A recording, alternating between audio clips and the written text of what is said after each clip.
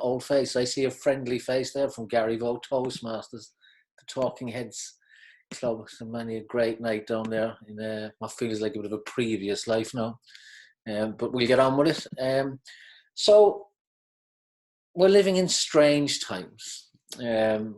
Stay at home, close to your family, and then we have all these wonderful technological outputs that allow us to connect with people. But I've been thinking for the last number of weeks about how this would have been in my younger days. If you go back, I don't know, maybe 30, 40 years when I was a child and we didn't have the technology, and as children we didn't have iPads and phones and the internet and these things to keep us entertained.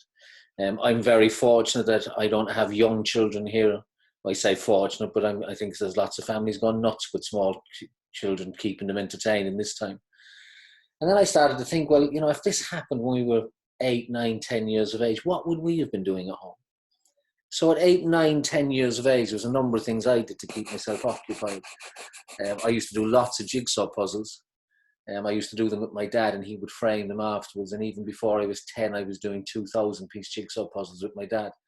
We've bought my dad a couple of jigsaw puzzles in this period because he's using that to pass the time. I haven't. I've been passing my time doing other things.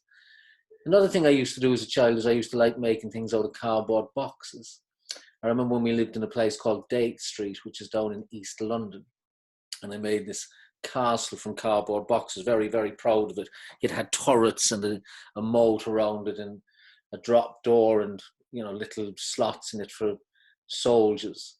And I left it out in our backyard. It wasn't even a garden, it was a little yard. Overnight, and it poured rain, and I have a vivid memory of looking out the window of our living room onto my now saturated, sagging castle, and wanted to go out to rescue it. And I thought it was almost an intervention in the house, and I was so upset. So that was another thing I used to do. And I'm wondering, you know, would kids today be doing another thing that I used to do?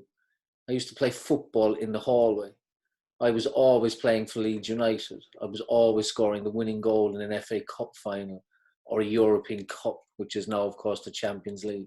And it was always scored with a header from a cross from the left foot of the legend that wore number 7 for Leeds United in their glory days in the 70s, Peter Lorimer, who was my favourite player. And throughout my time playing football, I always wore number 7 as a slight homage to the legend that was Peter Lorimer. Or maybe kids today are still playing Monopoly or Snakes and Ladders with their parents as we did as children. And maybe parents, fathers in particular, like my father used to do, would slip my younger sister an extra few bob in the Monopoly money when she was in danger of becoming the first out or losing the game. Or maybe, like my father did, and I did for my children at a later stage, maybe he just took an extra step on the Snakes and Ladders board so that she didn't slide down the snake. I was very competitive. I had to win. I didn't understand when I was a child why my father was helping my baby sister. Of course, I learned as a parent that you do that for your siblings, as we did many, many times here playing Monopoly or Ludo or Snakes and Ladders or Trivial Pursuit. And then I started to think about, what did I want to do when I was a child when I grew up? You know, when I became an adult, what would I do? And obviously I wanted to be a footballer. I wanted to be Peter Lorimer. And if that didn't work out, my plan B was going to be a football commentator. I was going to be John Motson, who at that time was the most famous soccer commentator, certainly in the UK. Of course, at that time, football commentators were probably more famous in some cases than actual footballers. That's not the case anymore. But neither of those dreams came true. But thinking about that reminded me of some of the other things I wanted to do. And then I remembered my big dream as a child, the job that I would get as an adult that would be better than being a professional footballer, even playing for Leeds United. That would be better than being John Motson. That would be better than being a Formula One driver or fire brigade man, all the things that at one point I thought I'd want to do. And then I remembered that at one point, when I was thinking about the job I most desperately wanted to do when I grow up, that I actually applied for it. And of course, writing letters is something we used to do in the past as well.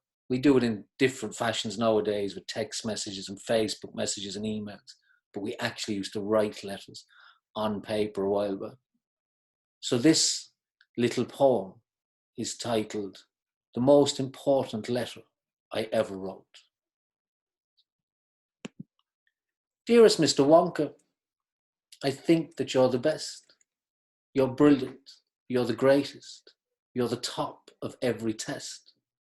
I wish you were my father. Oh, I wish I lived with you. For my life would then be perfect, and I never would be blue. Oh, Mr. Willy Wonka, I love the way you walk. And Mr. Willy Wonka, I adore the way you talk. I love the job you're doing brewing chocolate for the kids. And what a way you do it. It's just brilliant. It's the biz. But if I'm truthful, Mr. Wonka, I love your helpers most of all. The guys who do the singing and are anything but tall. The Oompa Loompas, oh, they're magic, they're magnificent, I say. And I'd sacrifice my right arm to be one just for a day.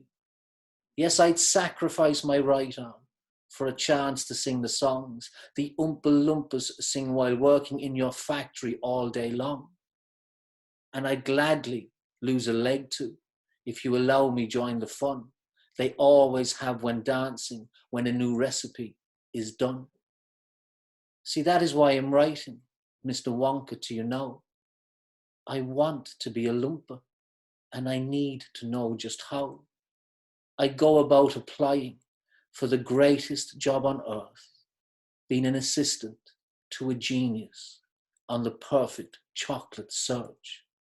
So, Mr. Willy Wonka, tell me what to do, and tell me really quickly, for I am desperate to work for you. Yours anxiously awaiting a very swift reply, Stanley Notte of Cork in Ireland. P.S. Please, give me a try.